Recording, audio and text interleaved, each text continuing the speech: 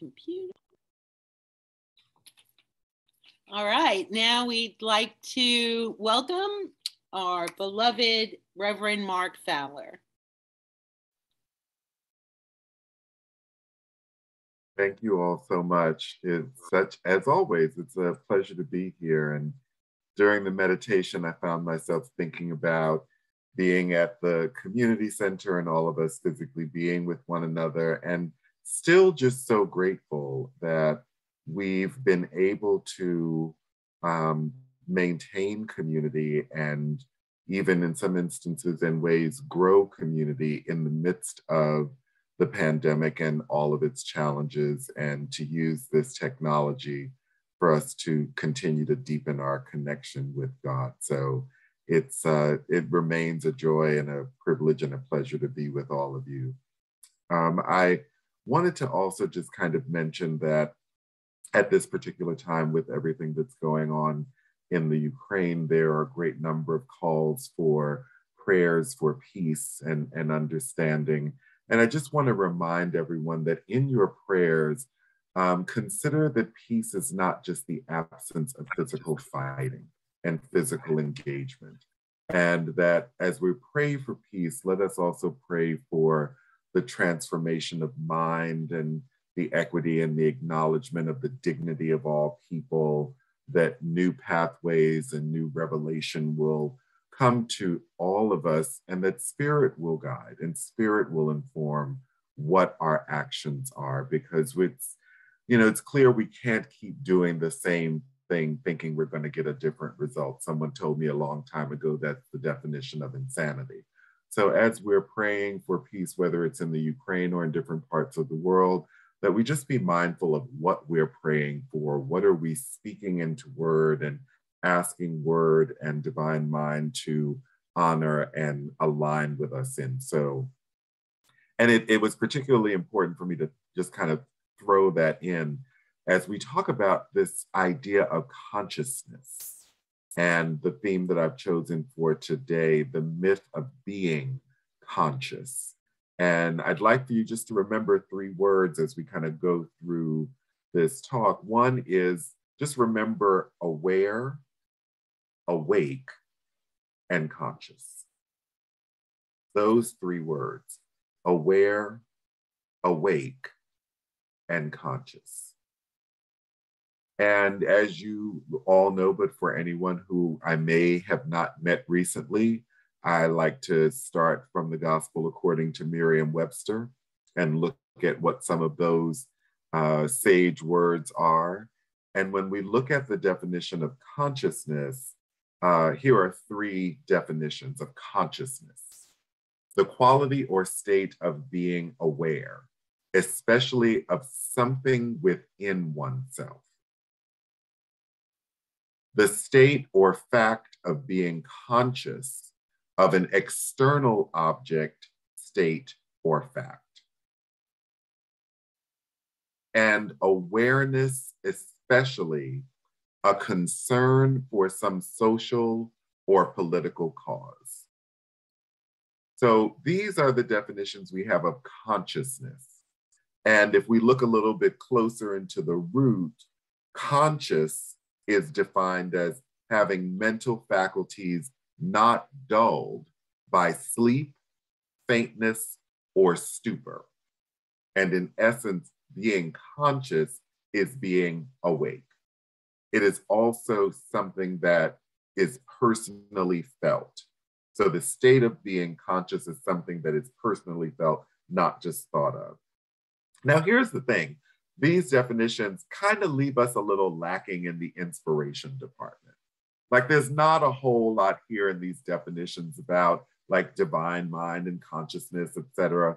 But when we look at consciousness from a spiritual perspective, there is more resonance with this idea of being connected to God, being connected to spirit, being connected to the divine. And so maybe the exploration of consciousness or of being consciousness or being conscious is fundamentally about being intimately aware of that which operates within us. that the journey around consciousness is somehow tied to making time, to ongoingly realizing that intimate acquaintance, that intimate relationship that we have with God, with spirit, and the divine. And so for a couple of minutes, I just want to explore these three questions with you. What are you aware of spiritually? What are you aware of? How does your consciousness guide you? And the last question is, are you awake? And maybe a sub-question, maybe 3A, would be, how do you wake up? How do you wake up when you fall asleep? So the first myth that I'd like to explore is this idea that God as me is true for you. God as me is true for you. We aspire, all of us, to be one with God, ongoingly, ever present, without any breaks.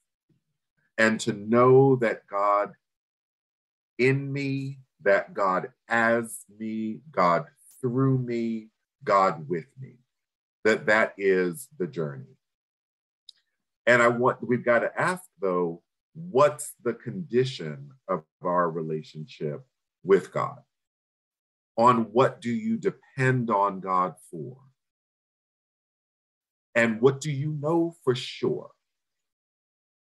There's this really great YouTube video that someone introduced me to recently. This little boy, couldn't have been more than 3 or 4 years old, telling his mother about she could do anything she wanted to do. She could be president. She could make a lot of money and nobody can tell her any otherwise. I see some heads nodding like some people have seen this thing before. It's not just funny, but it's startling that a child of that age would have access to that kind of information. And for him, it is true. Like what he's sharing with his mother, like this is the way it is. Like you could really do whatever you want to do. And so we then want to ask ourselves, well, what do we know for sure? What's our experience thus far in the journey? And we kind of get to this conclusion that God as spirit, and let me just, this conclusion actually is by Ernest Holmes. This is one of the things that he says in The Science of Mind. We arrive at the conclusion that God as spirit is self-conscious life. That spirit is conscious is proven by the fact that we have evidence of this consciousness strewn through all time and space. God must know that God is. God must know that God is. This is the inner meaning of the teaching of the I am, handed down from antiquity. The spirit is the power that knows itself, is one of the oldest sayings of time. So God is conscious of itself. And if God is conscious of itself, then we have the capacity of being conscious of ourselves as spirit. And then the question becomes, what are you actually conscious of? I find it to be a bit of a tug and a tug and flow. Because it's usually easier and more really of a default to be conscious of the physical realm rather than being conscious and aware of God as me, of a consciousness and awareness of the consciousness within me that is the conscience of God. And the opportunity is for us to be as conscious of ourselves as spirit as much as we are conscious of the human experience. And it doesn't have to be one or the other, but we must attend to the degree to which we are conscious of the presence of ourselves as spirit, as much as we are conscious of the human realm. And I'd ask the question, does the rock know itself as anything other than creation? Does the tree know itself as anything other than creation? Does the river, the ocean, the sun, air, does any of it know itself as anything other than creation itself? That becomes the invitation to learn ourselves, to know ourselves as spirit and as connected to the consciousness of the cosmos. The second myth I want to explore is that we follow our first mind, and I have that in quotation marks. So over the course of any day, we have multiple insights and make many decisions. But I guess that you are familiar, as I am, with this experience where you think of something and then you have another conflicting thought about that same thing. And it could be something as innocuous as which way to drive to the grocery store. And in the best of all worlds, you make a decision, but then you get stuck in unexpected traffic on your way to the grocery store based on the decision that you made. And then you start blaming yourself for not following that first thought, or in more times than not, just not using your navigation system, whatever it is you got on your phone that takes you here and there. Like, I should have used that. But you also might say something like, I should have done what I first thought to do. And this is a dynamic that plays out with things, as I said, like going to the grocery store, but it can go to things as serious of whether I should sell my house, or whether I should marry someone, or whether I should end a relationship that's not necessarily healthy. Like, all of these things can take Congress under this idea of what was the first thing I thought to do? And then what did I decide to do? My grandmother used to talk about it as following her first mind, like the first thing that came into her mind. So imagine if, when we're connected to God, when we're connected to spirit, when we're connected to divine mind, is there someone who's leading the dance, or are we dancing together? When we're in the presence of consciousness, of ultimate mind, we trust and we follow. We trust and we move. We know we're connected. We know that we're plugged in. And then our actions are consistent with love. Our actions are consistent with kindness. They're consistent with peace. They're consistent with prosperity and the dignity of all people. When our connection is faulty, then we might struggle a bit. So the invitation, if you will, is to consider, what would it take to not just be conscious, not just aware of this inner presence, but to have an ongoing experience and connection to consciousness itself? And how might that shift the way in which we navigate our life and what we offer to the world?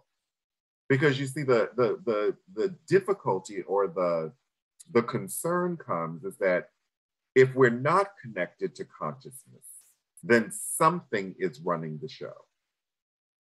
And we have to be responsible, whether we're connected to consciousness or not, that we are creating, that our fingerprint is on the actions around us, both most immediately and those even around the world. So there's this opportunity for us to actually live this idea that we follow, we are so intricately connected to consciousness and to divine mind that we just kind of operate in the world as one organism, as opposed to an organism trying to do something else. So the third myth, the final one, is that we are awake. Aware, awake, conscious. I don't know, for me, this thing started happening a couple of years ago, where I would think of something, think of a condition, and then it would come to be. And many times it was around scheduling. It was around my calendar for the day. And before I started working on this talk, I started to see it as, really kind of cueing in that I was making these indirect requests of spirit and that they were being honored. And saying things to myself like, do we have to have that meeting today? Or that's going to be a long day if all these meetings happen. And then a meeting just gets canceled or rescheduled.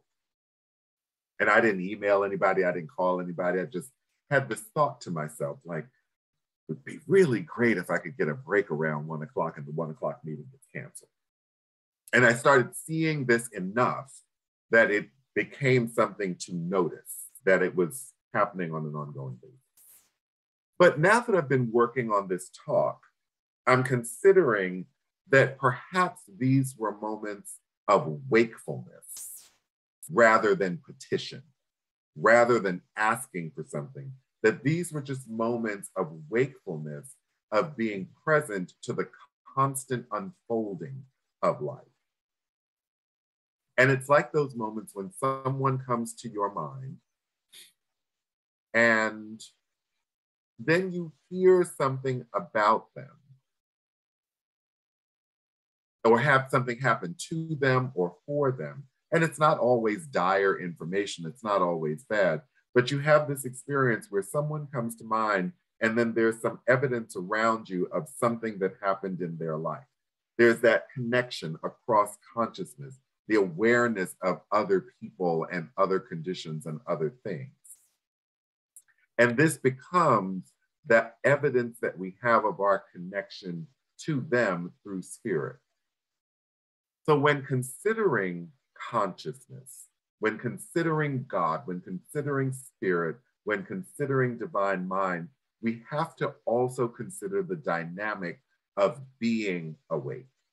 Because in awakened state, we have the opportunity to be present to God and all its workings and our connection to all of it. And every day we go to sleep. Every day. And I'm not just talking about physical sleep, but we have disconnection from consciousness. And there's a physical and an emotional experience of being disconnected. And we often talk about it a lot in terms of our emotions of the experience. And we try to understand by reviewing the details of our life at that particular moment, like, why am I feeling this way? And something else is available if our first thought is to ask the question, am I awake?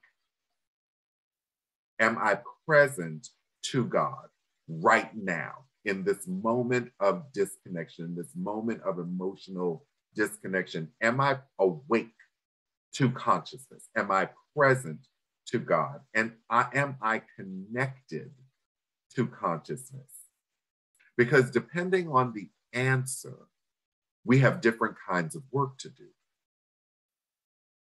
In closing, I want to share this poem by Rumi. It says, "The breeze at dawn has secrets to tell you. Don't go back to sleep.